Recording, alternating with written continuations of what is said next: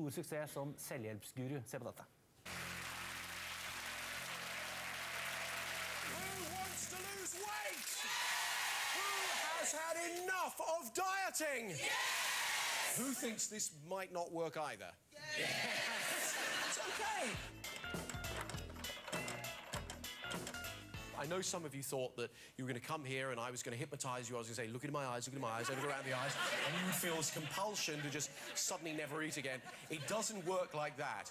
But it is really simple and very magical. Please welcome Mr. Paul McKenna.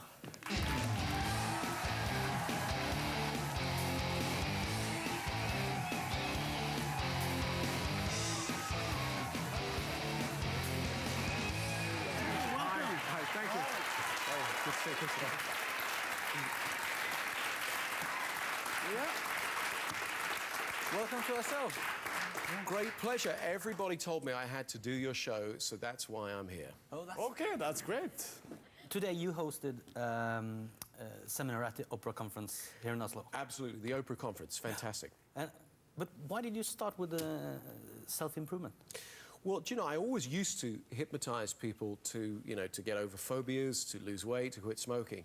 And then I would be at a party and everyone would say, oh, make someone into a ballet dancer or, you know, or jump up and shout something out, you know, when you say a word. And we would all fall about laughing. And so I thought, this is the way to show people hypnosis is powerful and that it works. But the better use for it is to help people to improve their lives. And so I stopped doing those shows years ago. And, you know, and ever since I've been writing books and, you know, doing television programs where I suppose I bring a sense of that sort of show business and entertainment to the idea of self-improvement. Because right now, when people say Paul McKenna, they think about your best-selling book, I Can Make You Thin. Yes. Which obviously help people lose weight. Yes. But this is a huge industry. Yeah. What's special with your method? Okay, well, firstly, it's not a diet. You know, diets work for hardly anyone. In fact, most people put on more weight when they come off a diet than before they go on it. All your decisions about what you eat, when you eat, how much you eat, all take place in your mind. Your mind is a bit like a computer.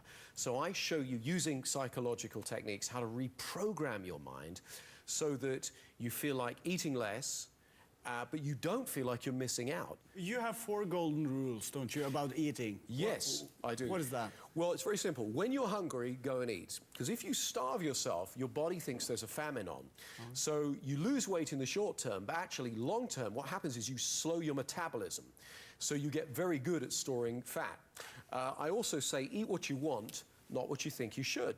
However, whenever you eat anything, you've got to eat it consciously. That means very slowly. That means put the knife and fork down. Chew the food about 20 times, then pick the knife and fork up. People are overweight. You know, it's like they've got their head in the bowl and they're shoveling as fast as they can. Put the knife and fork down. Chew the food very slowly. And then, when you chew the food slowly, number 4, you can hear that signal from your tummy that says you're full. So it's easy to stop eating and leave food on your plate. You eat very fast, Yeah, Thomas.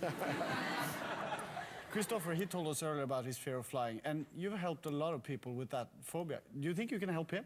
Well, do you know, I probably can't cure it now on television, but I think I can show you some things that can help.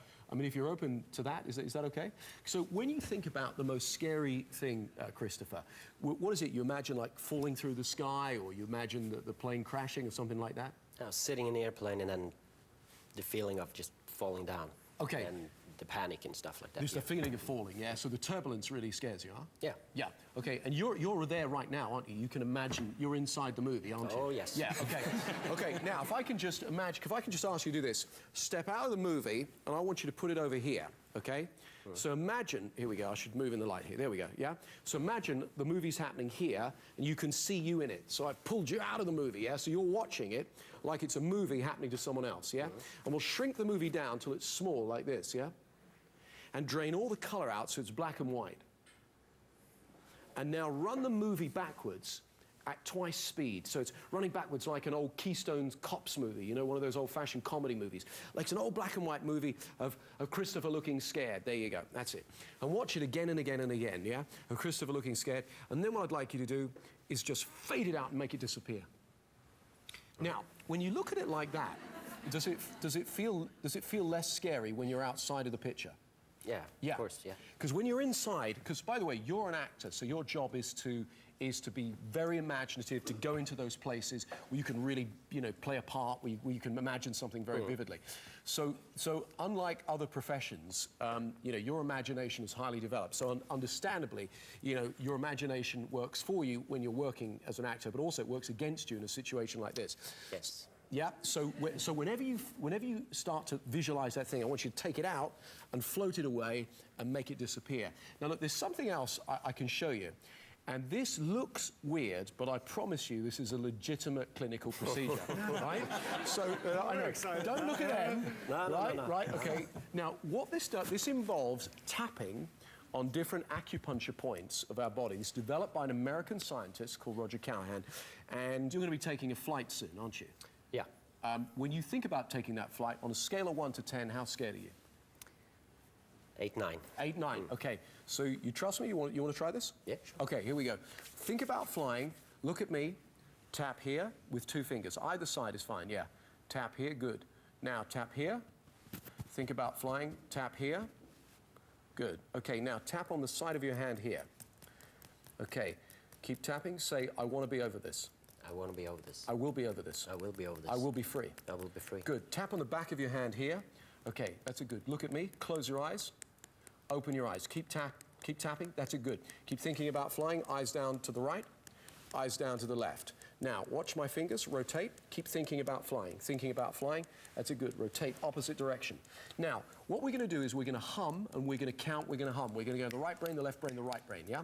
So we're going to change the pattern that your brain is in around the sphere. So let's hum a tune together. Any tune.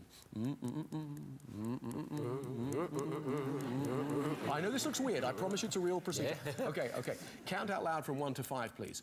1, 2, 3, 4, 5. Keep thinking about flying. Hum again. 3. Okay, tap here, please. Think about flying. Think about flying. Think about flying. Tap here. Tap here. Where's the fear on a scale of 1 to 10? It's about a 4. About a 4, okay. So we took it from an 8, 9 to a 4 in about a minute. So every time you think about flying and you get scared, can you remember to do this sequence? And then what will happen is it will reduce. Yeah? Thank you. Thank you.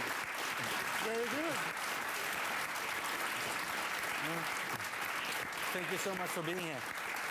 No, thank you. It's a pleasure. Thank you as well, Chris. Have a good flight back to New York now. Thank you. Yeah. Paul McKenna and Kristoffer Joner.